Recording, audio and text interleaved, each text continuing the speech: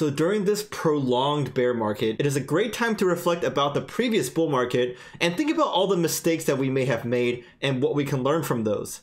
So in this video, I've compiled 6 different mistakes that we all may have made and that we can potentially learn from. So if you're curious to hear about those, then all you have to do is just keep on watching.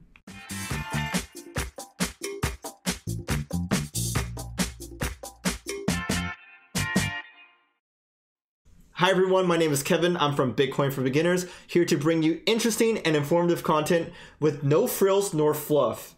So while you're watching this video today, if your interest is piqued or if you find it helpful at all, then you can support me by smashing the like button and subscribing down below if you haven't already. Okay, so let's take a look at these 6 things I was just talking about.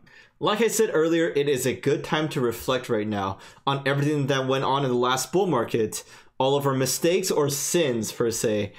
And we can learn from them and be ready for the next one. And together, if all of us take good actions, we can build a healthier and more sustainable crypto world. So number 1, the biggest mistake that we may have made is invested way too quickly, right? Let's say we heard about something on Reddit like Bounty OX, Oyster Pearl, etc. and we just went and just bought it immediately without doing due diligence. Or maybe our favorite YouTubers told us about this, like Ian Bellina, Datadash, whatever.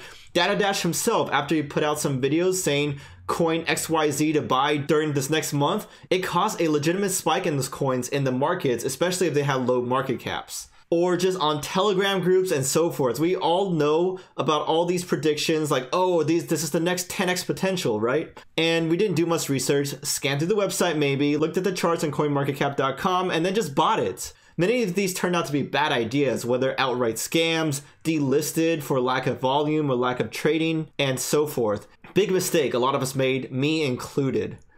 Number 2 is flirted with outright scams, right? Like the pump and dump signal groups on Telegram that promise you that it's going to pump up and that they're going to do it for the long term, but that always turns out to be BS if you look at the stats.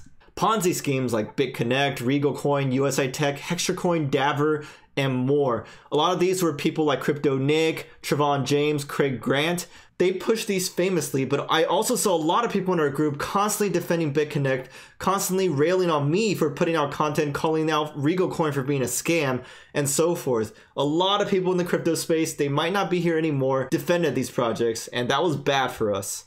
Cloud mining, for example, like Aurora Mine and so forth, you might not remember these, but they were all scams pretty much, and shut down the website, never had a real team, had fake pictures of their teammates. Fake ICOs with anonymous teams as well. Confido is really famous. That one hit us hard, and a few other ones as well. Also, just fake profiles on Facebooks telling you that they'll make you a profit if you send them some coins. Like, send me 1 Bitcoin, I'll return to you 5. Some BS like that, right? And also just worthless forks like Bitcoin Gold, Litecoin Cash, and so forth. Just flirting with all of these, giving them the time of day that they shouldn't deserve, and also just propping up their price by buying them and holding, making the crypto space look really bad with all of this nonsense in it. Number 3, just being lazy with security, right? Keeping things on exchanges that ended up exit scamming, like BitGrail with Nano, for example. Didn't set up 2-factor authentication properly, and if you just had it on your phone, for example, without using Google Authenticator or Authy, you might have gotten your SIM card hacked, and then if you just had a text message code, then they could have just logged into all your exchanges and stolen all of your funds. Or you lost your 2-factor authentication backup key, or just didn't write down that secret key so that if you lost your phone, then you're kind of screwed and had to wait months, for example, for the exchanges to fix it for you.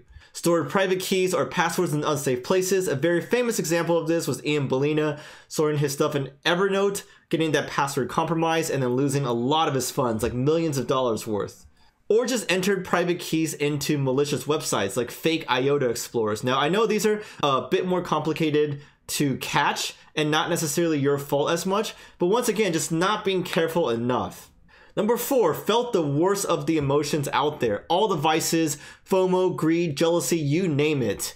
When noobs were making 10x in a week while you and I weren't, I got jealous. I don't know about you, right? We're like, why are these noobs able to make so much and not me? This is not fair. I need to chase it even harder. I need to get more profits, right? So when your friends are also bragging about the crypto riches, it's just gave you a really negative feeling, like, why can't we just feel happy for each other? Why do we have to feel like a competition all the time? That's the worst part of the crypto world that was brought out during the last bull market.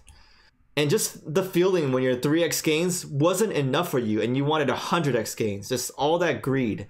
When your portfolio is moving way too slowly, when other coins are moving super fast in any given day. And just if you wanted to prove that you're the best trader or analyst, and that the way to show that was with the best performing portfolio. Number 5 is just acted way too tribalistic, right? You treated your favorite coins, for example, like sports teams, aka you wanted your team to win and everyone else to lose. But that's not necessarily the case in the crypto world. You can have coins coexist. Many people bash on all other coins that were competitors of their bags and called them shit coins if you didn't hold it, instead of allowing for other projects to succeed alongside the ones you supported.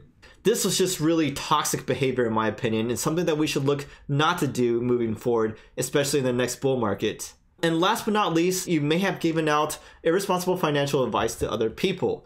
Told friends and family, for example, at the Christmas dinner to buy random coins that you owned, without really educating them, building them a solid foundation to work off of to operate in the crypto space in the future, rather than just getting a short-term pump for your own financial favor.